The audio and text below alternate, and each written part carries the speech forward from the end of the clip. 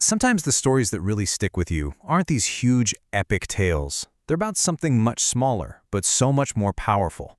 Like how a little bit of knowledge can literally save an entire community. And that's exactly what this story is. It comes from someone who lived it, who saw their whole world change. So let's get right into it. And it kicks off with this line. It's just so personal. Right away, you know this isn't about statistics or charts. No, this is a real story from a real person. We're about to hear what it was like to fight for survival, to see your home face this silent, deadly threat. So what were they up against? The thing is, the enemy in this story, you couldn't see it. You couldn't fight it with your fists. It was completely invisible, microscopic, hiding in the places you'd least expect, in the things people needed every single day. And it crept into the community, totally unnoticed, before anyone had a clue what was happening. And it all started in the river. The river was everything to the village, their source of life. But it was also carrying a secret. The women would go down to collect water, just like any other day, but they had no idea they were scooping up these tiny, incredibly dangerous cholera germs and carrying them right back to their families. But the danger didn't just stop with the water. Think about this. It could travel through the air, kinda. How? Flies. They're everywhere. But here, they became these little messengers of disease, completely unaware. They'd carry cholera on their feet, and then they'd land on food, on tables, pretty much on everything. And then, of course, there's the last piece of the puzzle. It spread from person to person. Even if you somehow avoided the water and the flies, the germs were passed around through unwashed hands. It was like a perfect storm of infection, but one you couldn't even see. It was in the water, on the food, and right on their fingertips. And then, suddenly, it's not some far-off threat anymore. It becomes terrifyingly personal, and it happens fast. One moment, everything's normal. The next, our narrator's father is just incredibly sick. It hit with this unbelievable speed. Okay, so this is where everything changes. The danger isn't just an idea anymore. It has a face. It's in their home. And you can just feel the clock ticking, right? They've called for help, but with something that moves this fast, every single second is absolutely critical. So what was this disease? Well, it was cholera. And the nurse, when she got there, she knew right away. The real danger with cholera, the thing that makes it so deadly, is the massive dehydration. The body just loses water and vital salts so quickly. If you don't treat it, it can be fatal. They had to do something, and they had to do it now. You can just feel the raw fear in that statement. This is way more than just a medical problem. This is a child watching their own father literally fading away in front of them. The stakes are as high as they get. They're absolutely desperate for a solution, for anything that might work.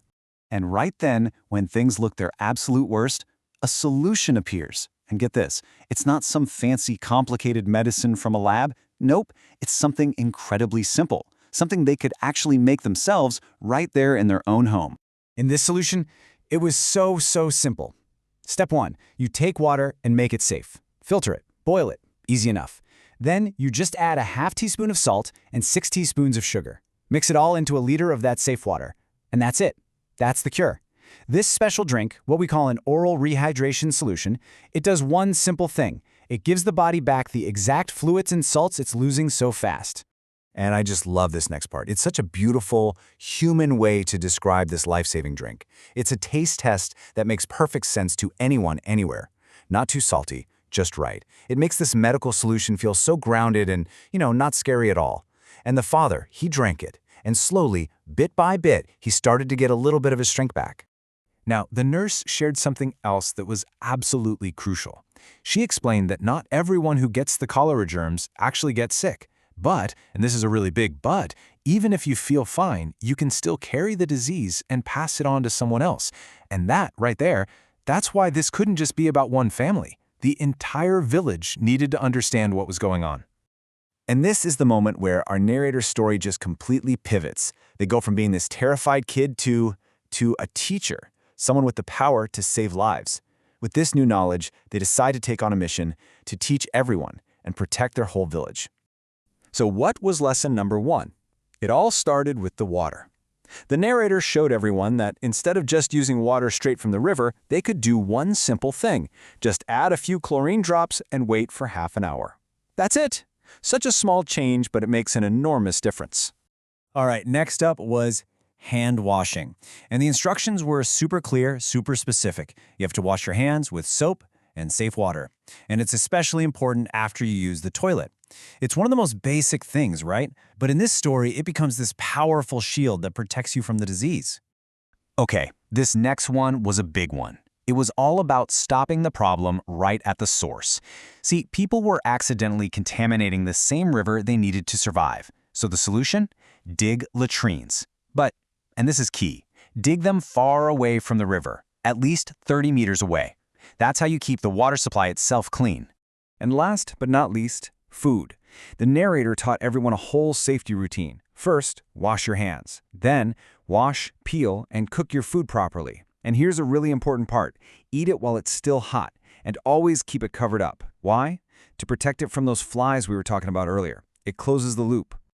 So, after all that teaching, what was the result? It worked. The story really comes full circle here. The knowledge got out, people changed their habits, and the village, that once being torn apart by this invisible enemy, it became safe. It became healthy again. And this just became the new way of life.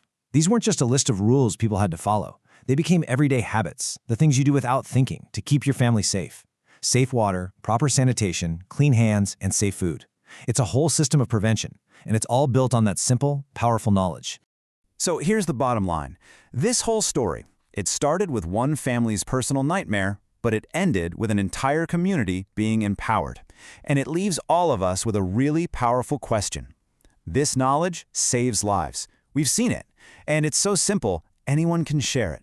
So now the story is in your hands. What are you going to do with it? How will you spread the word?